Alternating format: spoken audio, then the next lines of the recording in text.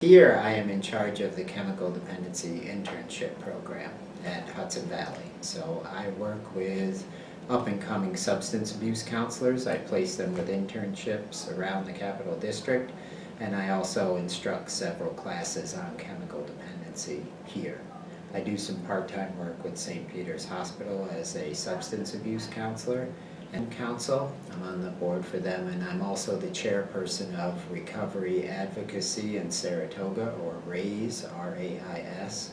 And I've been doing that. We're going into our second year, so those are kind of volunteer things that I do. If you just gambled and are watching your horse come down the home stretch, if you're having sex at that time, or if you just took a really strong stimulant like cocaine or amphetamines. So this is the research that kind of it breaks that idea that this is willpower, this is stigma. The DSM-5 calls addiction a brain disease, or they don't even use addiction anymore, which is good because it's come to mean a great many things. They say substance use disorder. Alcohol, we do have the most research on as a substance. Just like gambling, we have the most research on as a behavior because they're legal. So this is another reason with NA that with illegal substances, sometimes people won't even admit to taking them, nor is it ethical to do studies on somebody if you give them cocaine or heroin because they're illegal substances. So we have all the pharmacology, we have all the evidence now that alcohol, and this could apply to any addictive substance, hijacks, we say, parts of the brain that deal with pleasure or repetitive behaviors, the reward control pathway, we call it. And so it's almost like a switch in your brain. If you're hungry, then you start to eat, and that switch will turn off when you're full.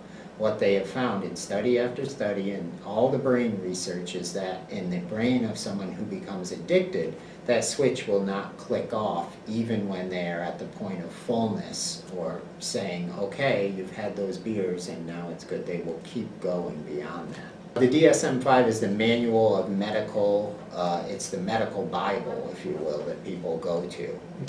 Marty Mann, who was one of the first female alcoholics to get sober, and this is another discussion about the anonymity, but Marty Mann went to Congress, and she was the first person who approached the AMA, the American Medical Association, and said, this is an illness.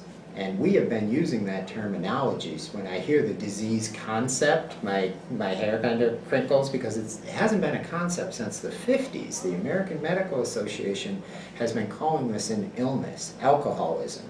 But we can base other addictions on alcoholism. Alcohol is the granddaddy of them all, but they all work in basically the same way. We had mentioned the movie The Anonymous People, and this was really a groundbreaking movie that talked about Alcoholics Anonymous, or any 12-step program. The anonymous part, and that is one of the traditions of the 12-step meetings. But as I just told you, there have been people throughout time who weren't anonymous. You know who Bob Smith was, you know who Bill Wilson was, and now you know who Marty Mann was. And if it wasn't for those three people speaking out, we wouldn't have moved forward with helping other people to get sober.